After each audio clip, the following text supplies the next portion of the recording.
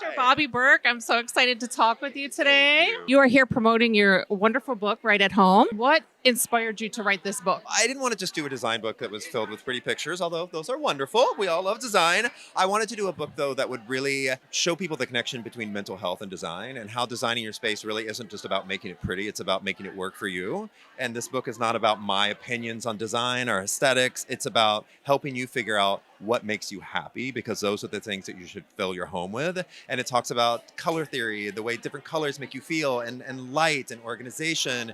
There's even a chapter on dealing with grief in design. It's a design book, but I also like to call it more of like a self-help book. That's lovely. I love that. And I would like to ask you, so in your honest opinion, for new designers out there, what would be the best advice that you can give if they're just starting out, what they can do to grow their business and what they should maybe focus on? I mean, learn the software. You know, it's hard if you don't. I still don't know. So I luckily have a lot of great people on my team that do. But yeah, learn the software. You know, make sure you know all the things that the older designers like myself who will be hiring you need you to know. And that way you can get in at the beginning and really take off from there. As a fellow Houstonian myself, yes, I do travel a lot for inspiration for design and things like that too. How do you feel about that? Do you think that's something that's necessary that designers should do, to travel to get inspiration? You stay in the same spot. You don't get inspired by different things, different cultures, you know. So I think traveling is very important. It also, as designers, help us reset as well. Well, you heard it here first. Bobby Berk says definitely travel.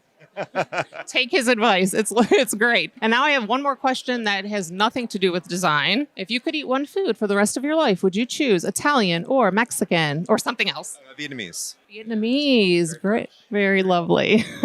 Well, thank you so much. He's here signing copies of his book, and I'm excited to read it too. It sounds very interesting and lovely. So thank you so much for taking the time. Yeah.